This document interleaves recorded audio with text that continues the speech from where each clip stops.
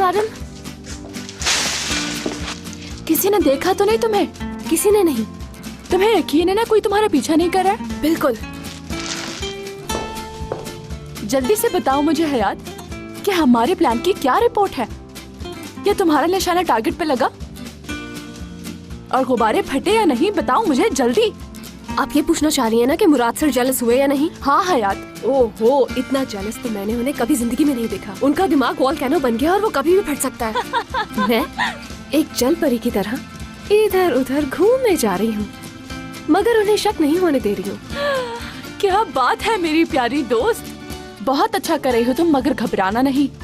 चाहे अब जितनी भी बारिश हो जाए, जितनी भी बिजली करके, बस अब तुमने पीछे नहीं हटना है। तुम अपने मकसद में आगे बढ़ती रहोगी और तुम जानती हो ना कि उसका वीक पॉइंट क्या है, तो बस उसी पर तुम स्ट्राइक करो। समझ रही हो ना मेरी बात? समझ रही हो ना मेरी बात? टूल मैम, मुझे समझ नहीं आ रहा कि आप क्या कह रही हैं। मैं तो आपकी बातें सुनकर कंफ्यूज होने लग गई हूँ।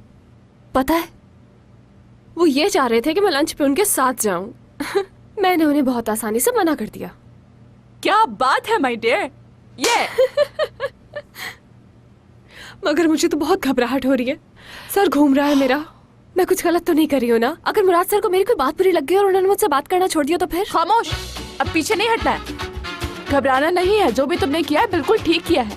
ऊपर देखो, सीधी खड़ी हो जाओ। ये याद रखो हयात कि उसने तुम्हारे साथ क्या क्या किया है। हार नहीं माननी है तुमने।